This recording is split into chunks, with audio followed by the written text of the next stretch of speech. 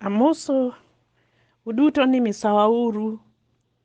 Ndalo mang'eny ma pod ok wawinjore kendo atimo mos ahinya nyocha dije moko maka momiyo ok asebedo ka wawinjore, to kata kamano Nyasaye ochiwona thuolo ma kawuono mondo wapimie kendo weche Nyasaye. Weche Nyasaye mit seche duto. Nyasaye dwaro mondo wasik wawuoyo kendo wapuonjre wechene kendo wamako. Emomiyo en bang' Christmas ang'eyo ka ndalo Christmas nitie gigo mang'eny machando chunywa.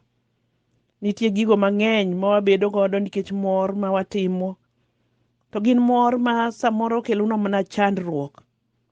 Gin mor ma kobironwa to wiwa wil gi Nyasaye, wiwa wil gi wan wawegi, wiwa wil gi jowetewa. Nikech en mor maricho emokelo. Jachien en ng'ama riek. Ndalo mar Christmas wan wawacho ni wachamo Christmas. To jachien miyo wachamo Christmas e yo mok owinjore. Wachamo Christmas ka wan gi sunga. Wachamo Christmas gi mer. Wachamo Christmas gi nek. Wachamo Christmas gi dhao. Iyudo ka dhao ng'eny, nyiego ng'eny, mirima ng'eny. Wan gi chandruok mang'eny ahinya. Iyudo ka nek ng'eny. Ji negore anega e yo mofuwo. Ka chopo kiny to iyudo ka ng'ato wang'e koro ler. Koro koparo to nya timo ang'o. Joma ng'eny iyudo ka moko tero osiptal koro kar yawo higa manyien ka gimor gin e osiptal. Moko iyudo ka nie jela nikech mor nyobedo mathoth ahinya ma koro kendo mahundu owuokie. Ma kendo koro sirikal kawo ji tero mana e jela. Omiyo waduok ni Nyasaye erokamano momiyo waneno loka nieri. Nikech iyudo samoro ka koro wachopo loka mwachope ni. Ng'ato nyocha okano fees maber mobiro chulo ne nyathi. To kanyo Christmas ochopo, moro bedo mang'eny, dhao ng'eny e ot, koro pesa mar fees ema koro inyiewo godo gik moko matindo tindo. Ma ka ok otim mano to en lweny. To ka ok omadhe amadha morumo bende en lweny. Koro kachopo chieng' ma koro iyawo skul tiyudo ka koro gima nitie en kuyo mathoth. Nyathi okuyo, min ot okuyo, wuon nyathi okuyo. Ji okuyo, jopuonj bende okuyo nikech kata nyithindo ma koro dhi e skul dhi ka onge kod fees. Magi gin kido marach ma jasigu Satan kelonwa mondo ka wan nie Christmas to wiwa owil kod Nyasaye. Emomiyo dwaro mondo wadog wamak Nyasaye maber. Waduok ni Nyasaye erokamano momiyo wachopo higani. Wakwa Nyasaye weruok. Waneno ka Nyasaye okelonwa wuoyi. Onyuol wuoyi mabiro tieko chilo mag piny nieri. Richo duto mag piny. Nikech richo ka richo chalre. Richo en richo kata waneno ni moko tindo moko dongo. Richo en richo. Emomiyo en kinde jo Kristo. En kinde mondo wadog ane ir Nyasaye mondo wapim kod Nyasaye wach. Agombo mondo wasomie somo moko matin e muma. Johana mokwongo kari achiel kwa chako e wang'e. Owacho kama somo e nying Ruoth. Kar chakruok wachne nitie kendo wachne ni kod Nyasaye kendo wachne en Nyasaye. Ne en gi Nyasaye nyaka chakruok. En ema nomiyo gik moko duto ochwe. Kendo ka dine onge en to onge gima dine ochwe mosechwe. Ngima ne ni kuome kendo ngima ne en ler ler ni ji. Ler norieny ei mudho to mudho pok noime. Nyasaye nooro ng'ato moro ma nyinge Johana nobiro kaka janeno mondo otim nend lerno. Mondo kanyalore to ji duto oyie kuom lerno. Johana owuon ne ok en lerno. To nobiro mana kaka janeno mar lerno. Ang'o momiyo wanyalo wacho ni Johana ne ok en lerno? Wang'i ane kare 19 nikech kanyo ema nene jo Yahudi modak Jerusalem oro ji mondo dhi openj anena Johana ni to en ye Yesu koso en ye ng'a, en ye Masia, en ye Mesia mobiro koso en Elija, en ng'a? Wasoma anena kare 19. Ma en neno mane Johana otimo ka jo-Yahudi modak Jerusalem nooro jodolo gi jo-Lawi mondo penje ni en ng'a. Johana ne ok opando nigi gimoro, to nohulo nigi ka en thuolo niya, ok an Kristo. Ne gipenje niya, kare in ng'a? In Elija koso? To nowacho niya, ok an. Koso in janabi? Nodwoko niya, ooyo. Eka ne giwachone mogik niya, kare in ng'a? Miwa dwoko mondo water ni joma ne oorowa. Iwacho ang'o kuom in iwuon? Johana nodwokogi gi weche mag Isaya janabi niya, an e ng'at makok e thim, losuru yo moriere tir ni Jehova Nyasaye. Koro wang'iyo Johana to aneno ni Johana noor adier, kendo kano ore nomiye chik gi Nyasaye ni in mana duol makok e thim, mondo yaw yo ni wuoyi mabiro biro, en ye Kristo. Omiyo kata kane ji temo none, nodagi kawo duong'no, nodagi kata yie ni en janabi, nodagi wacho ni en Elija. Notamore, nokawore kanono nikech ne noore mondo bed mana duol kara duol bende ichako ng'ato. Johana en duol makok e thim, okok e thim kowacho ni yauru yo, pauru yore obed maler, kuonde motimo gode koro mondo uchwer mondo odog chien, odog piny, to kuonde matut to buguru mondo bi malo, mondo yo bed maler ma wuod Nyasaye biro luwo. Tiende ni chunjewa opong' kod gode to gi hohni. Wan kod gik miluongo ni gode e chunjewa, gi timbewa gi pachwa. To bende wan kod hohni e chunjewa gi timbewa gi pachwa.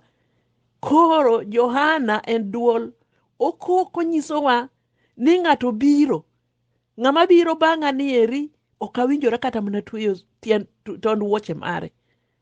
To an mana duol, oora. To gimomiyo abiro mondo abatis ji gi pi, ng'at moora mondo abatis ji gi pi, onyisa ni an mana duol, an abatis ji gi pi mondo ji obed koikore, maka jal mabiro bang'a cha ochopo to yudo ka yo ler. Oywak kowacho ni duoguru, lokreuru ae timbeu maricho.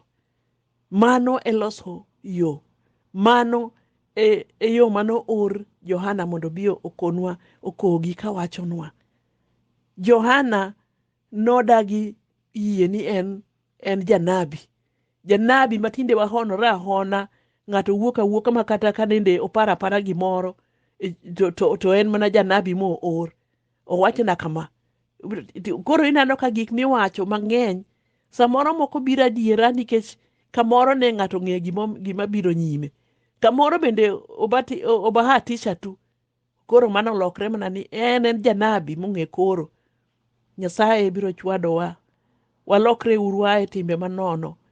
Jopuonj mane Yesu wuoyo kuom gi koro chopo kendo ging'eny. Watang'uru gi richo. Weche duto ma wadwa ng'eyo ni e muma, wakauru muma mondo wasom. Wabiro yudo answers te mwadwaro.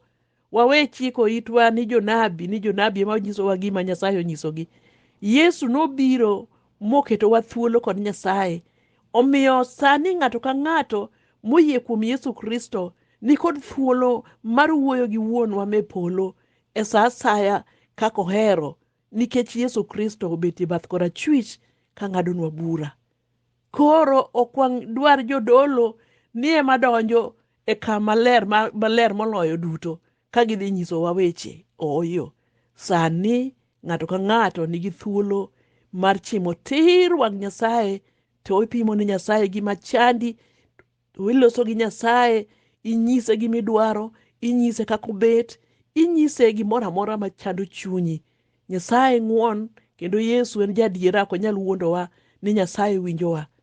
Oseketowa thuolo gi wuonwa. Mane momiyo kobiro, obiro mondo tiek richo mag pinyni eri.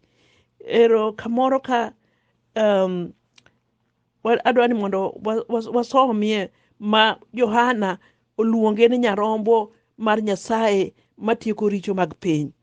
Kwang'iyo Johana kama wasomo no ero kar 29, owacho kama: kiny ne Johana noneno Yesu kabiro ire, mi nowacho niya, neuru jalcha, Nyarombo mar Nyasaye magolo richo mar piny.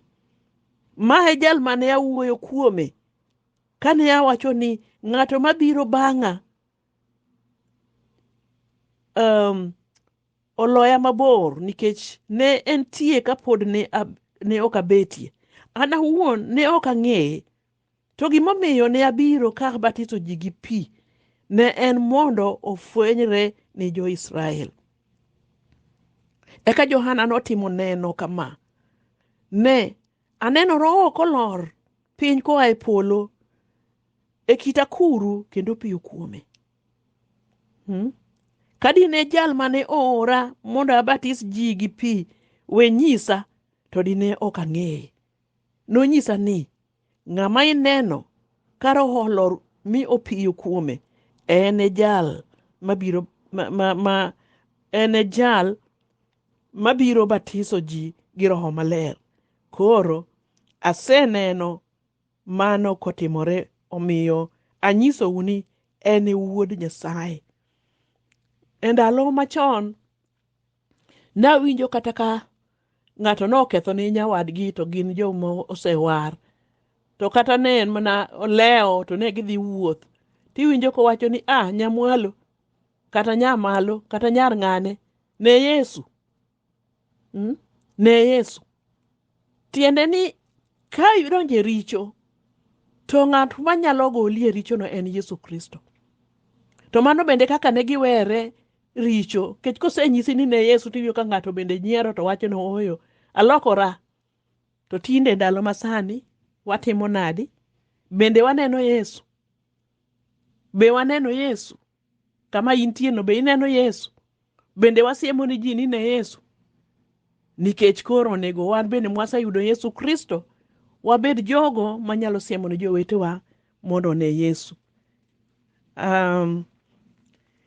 Adwa kendo mondo wasom kamoro matin.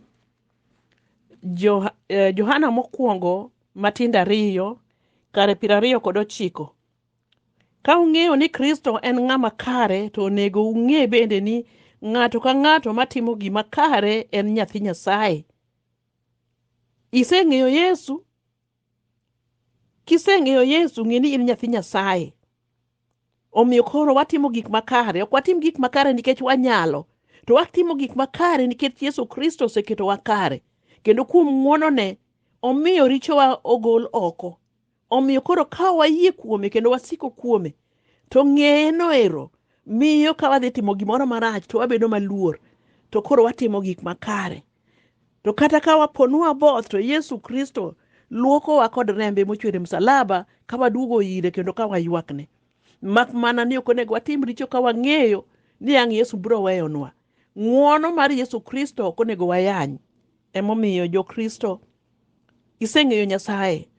Kata ka en ng'ama pok ong'eyo Nyasaye, kinde nitie mar ng'eyo Nyasaye.